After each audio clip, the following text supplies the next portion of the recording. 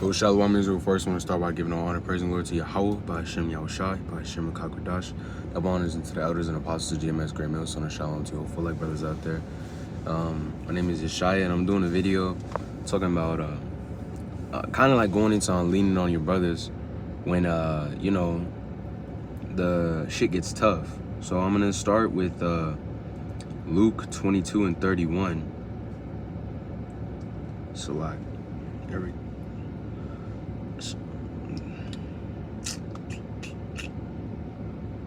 stuff always likes to act up the second you gotta use it. Shit.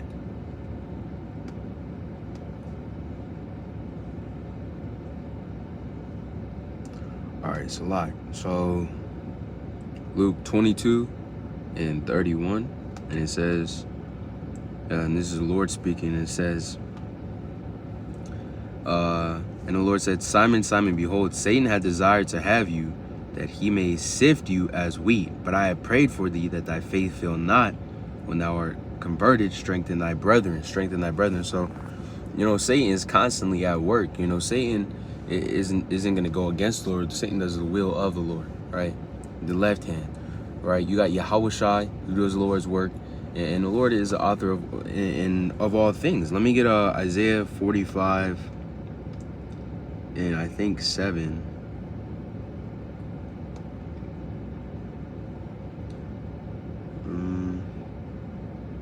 Yeah, so Isaiah 45, it says, and I form the light and create darkness. I make peace and create evil. The Lord, Yahawah, do all these things. So the fact of the matter is just the Lord, you know, he'll send chastisements on you. He'll have Satan try to sift you. You know, he'll try to test your faith. But we just read that even yahawashi prays to that our faith faileth not, you know. So and that's the same with the brothers. You know, you have the brothers praying for each other and looking out for each other, you know, because at the end of the day, you know, we all have a similar mind, a similar goal, you know, and we all walk in the same straight and narrow path. So we try to uplift each other, and that's what the scriptures tell us as well, right? So let me get the next scripture I wanted to get is Ephesians, the 4th chapter and the 1st verse. Let me get that real quick.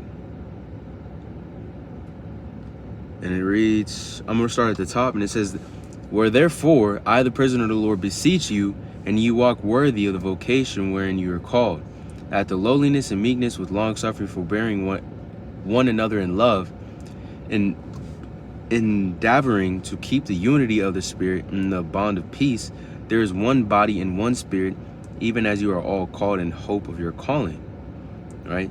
So one body and one Spirit. So we make up the body, and the Spirit of the Lord, the raka, quadash, is a spirit of many things. The same Spirit. Let me get 1 Corinthians 12th chapter.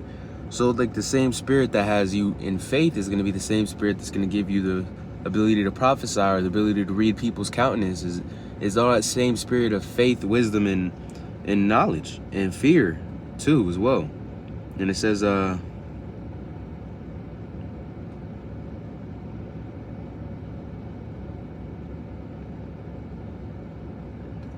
right, let me get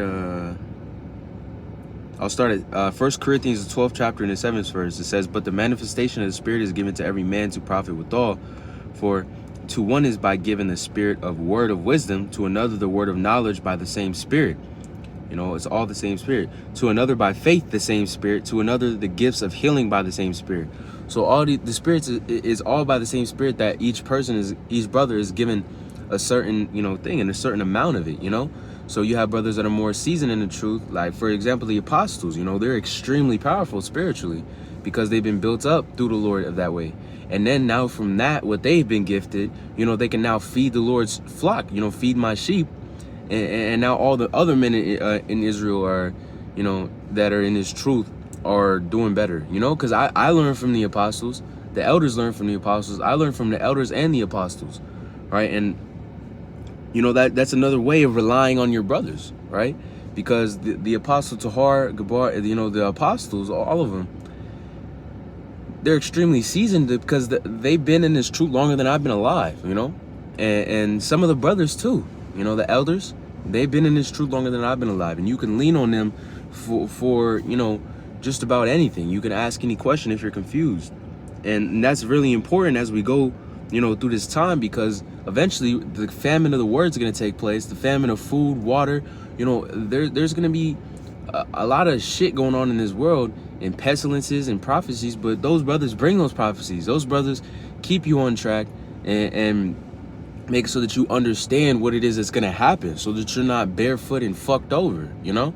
So that's another way you rely on the brotherhood to be able to make sure that you're walking upon the straight path, because at the end of it all, you know, this world isn't going to support us, man, whatsoever. This government isn't going to support us, right? But let me get Proverbs 17 and 17. This is a little more open and close right here. Proverbs 17, verse 17, and it reads, yeah. So a friend loveth at all times, but a brother is born in adversity, right? So a brother is born in adversity because the brothers understand what it is that you're going through, because they're going through the same shit, if not worse, you know? Everyone has a different lot in the body, in a different position, but some people have more faith and some people have less, and some people have this and that and that, and it all works in cohesion so that everyone is able to learn from each other. Like something that one brother may have went through, this brother may have not went through, so he can tell that brother, you know, how to guide him through those type of things, so that, you know, we can kind of walk our way through this, you know, because born in adversity, we're in adversity, and we're suffering every single day here in Babylon, because this is not our land, this is not our home, this is not where the fuck we want to be. These people aren't who we want to be with, you know? I walk around, I go to the fucking gym, and I just see Jake, and the way that Jake acts, and it just fucking, it's nasty, man. It makes me uncomfortable. It makes me not want to fucking be here at all, right? Because this shit is wicked, man. This place is filthy.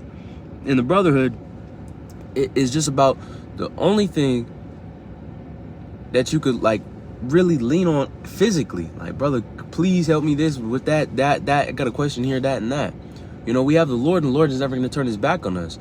But we have nothing else in this world, man. Your own family's not going to fucking help you. Sometimes, for some brothers, your family, maybe for me too, that your family is probably going to turn on you in the end times. You know, your auntie, your uncle, maybe your mom and your dad.